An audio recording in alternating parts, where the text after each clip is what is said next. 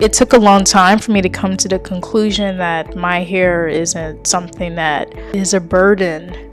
A challenge, yes, but not something that would make it hard to be me and to show up as myself in my natural form. And I think we are all kind of reconditioning our minds to believe that who we are does not have to be viewed from a state of anti-blackness, because we've grown up being told what's good hair, what's bad hair, the type of hair that people would want, and the type of hair that people would rather just shave off and never deal with. And I've sort of had to teach myself how to just like not think my hair is bad just because it doesn't lay like other people's hair lays. But I just want to talk about my experience growing up with hair, how I got to this point in my hair journey with natural hair, and just how we can let other people do what they want with their hair and not judge them for it. But I'm Faith Pickney, and this is Everything Grows. I am so excited to talk about this because I feel like society definitely still struggles to accept natural hair for what it is. I know that the Crown Act has been passed and there shouldn't be any more discrimination with natural hair. But yeah, there definitely still is. Even if it's been put into law, it still is an issue that this country and really this world, still deal with. And I think many black girls have had similar experiences growing up with their mom slapping a relaxer or a texturizer on their hair. And I, had that same experience. I have type 4 hair. I'm not sure exactly where I fall within the type 4 hair spectrum, but I surely have like between like 4B, 4C hair. And it's coarse, and everyone has told me my whole life, Faith, your hair is so coarse. So yeah, my mom, she slapped a texturizer on my hair at like 6 years old. And my mom, she really didn't know how to do my hair.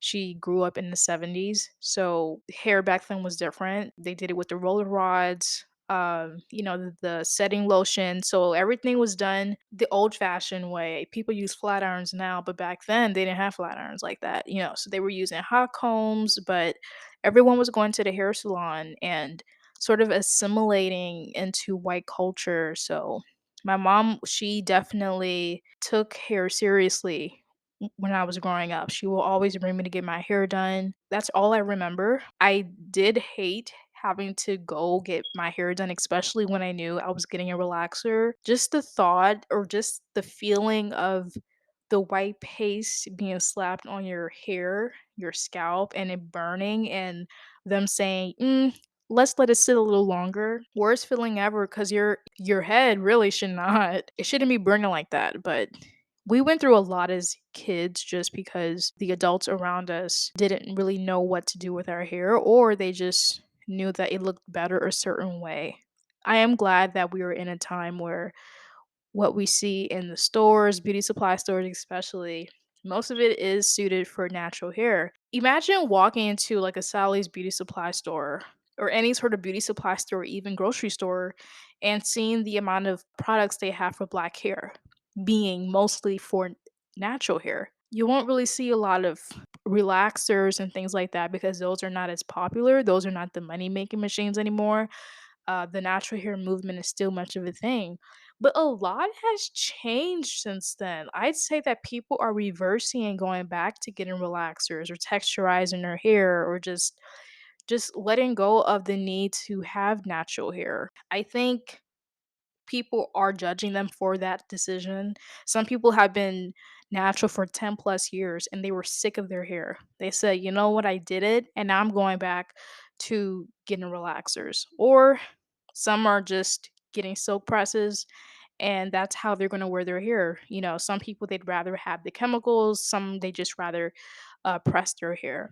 Me, on one hand, though I do love my natural hair, if it came down to it and I wanted to go back to wear my hair straight, I definitely would. But I have loved this journey of getting to know more about my hair, and I feel like I'm just getting started. I chopped my hair off, well, not all of it, but I chopped the relaxed ends off back in 2019. And ever since then, I've been on this journey of figuring out what my hair likes, what it doesn't like, if it's low porosity, high porosity. It's definitely high porosity for sure. I mean, my hair soaks up everything. But yeah, I have just loved this whole journey of getting to learn more about my hair, and everything's really progressed. My mom, she's now natural, and it's been really fun getting to see her discover more of what her hair actually looks like. So I didn't get my first set of braids until I could have been about 19 or 20. I think I had just finished my freshman year of college. I was working at the YMCA. I got my braids done for the first time, and I didn't really know how to feel about braids because growing up, I just always wore my hair straight down the middle or to the side. I was that kind of girl. I never wore a weave in my hair, and I just knew the bumped ends, sleek hair.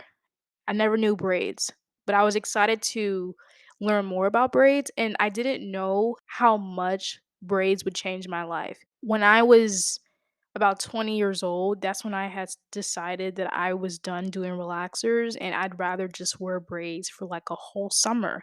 And that ended up getting extended to a whole year. So back in 2018, when I had just started my junior year, I wore braids like the whole entire school year. And shout out to all the girls in San Marcos who did braids and were just life-saving for a lot of us who didn't want to deal with our hair. And by the time I was starting my senior year, I did stop doing braids, but I always knew braids would be a very major part of my life moving forward because when you're transitioning to natural hair, you really don't want anything to do with your hair. So the braids were able to kind of mask whatever sort of transition period I was going through. And yeah, now fast forward to 2021, and I'm like, you know what? I want to learn how to do braids myself. We're in a pandemic, everything's a little more expensive. Let me learn how to do my braids. And I ended up learning how to do my braids. And this is the first month of 2022 where I'm actually like not wearing braids. Like I don't plan to wear braids till like December. So this is like my first time this year getting to just wear my hair out. And it does feel a little different. I think when you're so used to wearing braids, you kind of like lose your touch for your hair a bit. But once you start dealing with your hair again, you're like, okay, this is what it needs. But through this whole process of wearing braids, I've been researching and just watching a lot of videos on how people do their natural hair. And now this time around, now that I'm not wearing braids for a bit, I can focus on just taking care of my hair more. And I've made a lot of mistakes with my hair for sure. Like I was like, sometimes I wish it could lay like this or it could lay like this. But I think it really just needs to stay hydrated more than anything. My hair type especially, it needs hydration, and at one point I wasn't putting any oils or creams in it because there was like this lady on Twitter saying that we don't need that in our hair, but I decided to do things my way, do things the way I've always known, and I went back to the oils and the creams, and it feels better for my hair. There's a lot of conspiracy theories about natural hair and what we need and what we don't need, but honestly, you have to do what's best for you. Whatever you feel comfortable doing with your hair, do it. Because really, there's so many rules when it comes to natural hair. Like it shouldn't be this complicated to be natural, and it just seems like the natural hair community has really just complicated everything and has added all of these unnecessary steps. When really, all you need to do is like wash your hair, condition it, put a mask on it if you need to, and put some moisture back in it, hydrate it, and you're good. And twist it if you want to twist it. Braid it if you want to braid it. There's so many ways to wear your hair these days. Um, But yeah, I learned how to do my braids, and now I know that if I am tired of my hair, I can just pop some back in like it's nothing. I think the sad part about growing up black, and especially with type 4 hair, it's that you're going to constantly hear comments about your hair.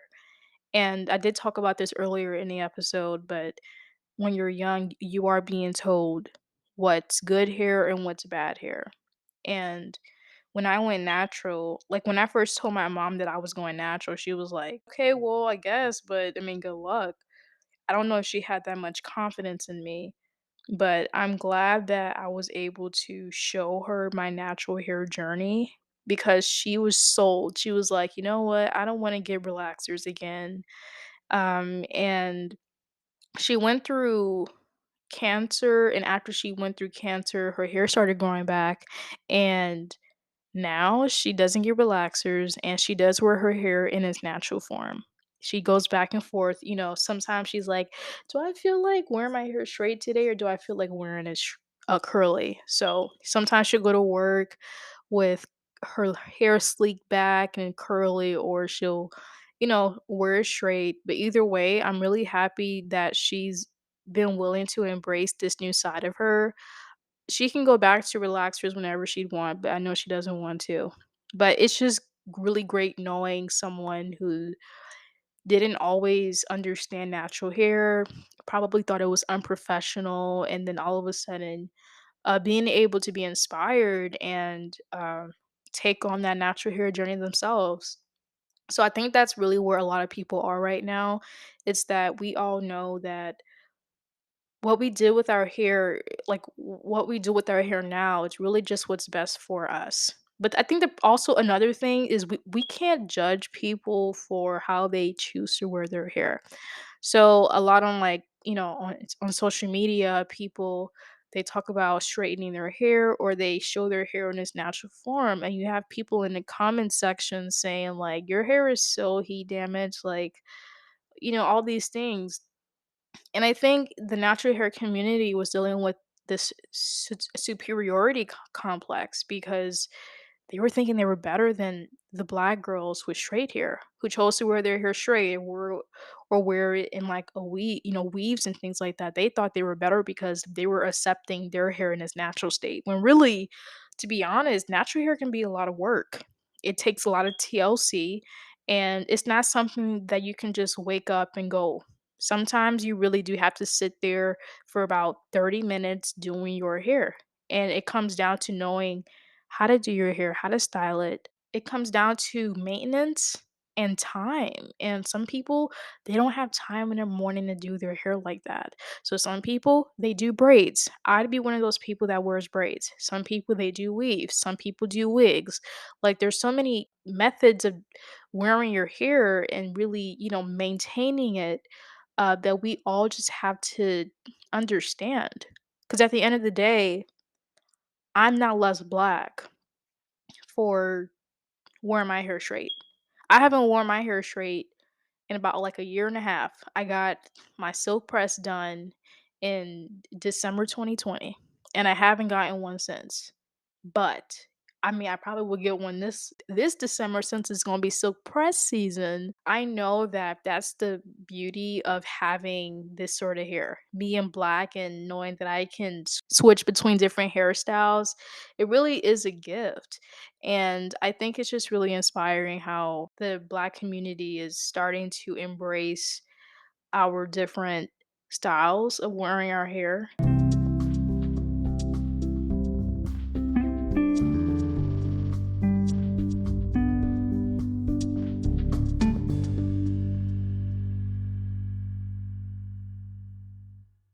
I would like to spend the remainder of this episode talking about type 4 hair, my experience having it. I haven't really gone into detail about my experience with type 4 hair, but also the toxic ideologies around proving your blackness through hair.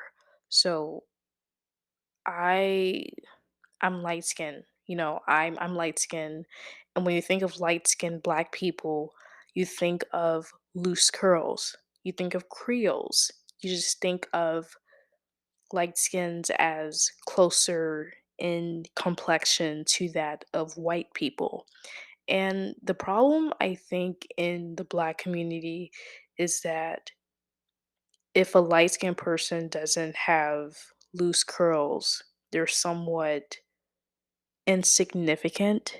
And it's weird because colorism is very much a thing in the Black community. But when we talk about texturism, it sort of gets overlooked. And in many ways, it's more accepted. So when I hear comments about light skinned people and having type 4 hair, it makes me feel some type of way because you're always going to be criticized for something. You can be light skinned with type 4 hair, or you can be dark skinned with very loose curls. But people will always find something to criticize. They will always find something to criticize. And I think that's the sad part about being Black is that it's almost like you're having to prove one aspect of yourself as Black enough. Growing up with type 4 hair, my self esteem was determined by how straight my hair was.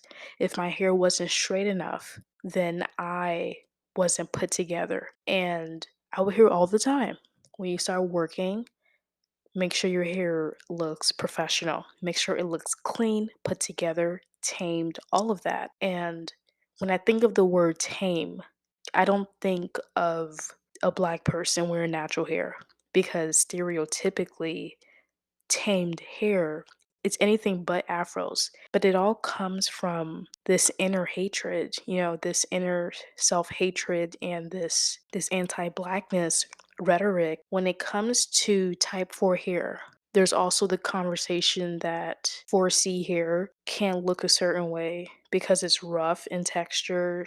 But to be quite honest, I think there's all types of 4C hair, and we all need to stop arguing in social media comments about how it looks. If someone says they have 4C hair, then they have 4C hair. You don't have to argue with them about why their hair may not be 4C to you. Natural hair is such a complex topic to talk about, and it's very subjective. It's not something that's determined by one person's ideas and thoughts. Everyone has their own experience when it comes to their own hair. And in the natural hair community, we have to stop criticizing other people for how they choose to wear their hair.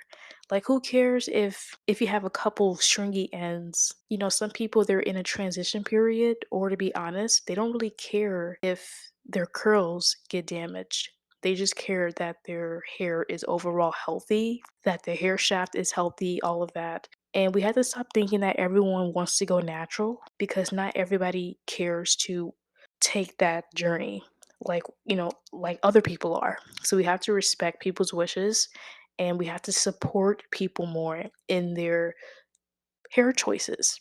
As far as the workplace goes, we just have to kind of recondition our minds to think what professionalism is, because professionalism is centered around whiteness and assimilating to the white lifestyle. So it's really a matter of finding something that you feel comfortable in, but something that is still authentic to you. So when I'm in the workplace, I'd mostly wear braids only because, based on my experience and my time limits and my overall skill, braids are just easier for me to deal with right now.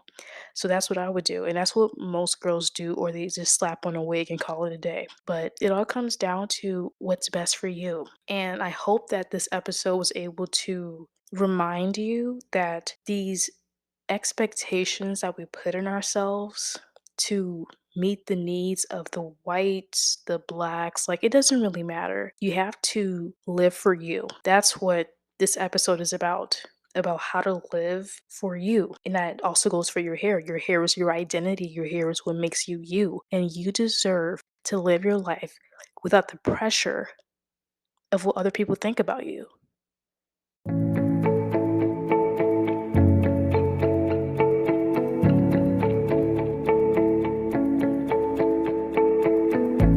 Shout out to all the girls that still know how to cornrow. You are our inspiration. We can only hope that we can be like you one day.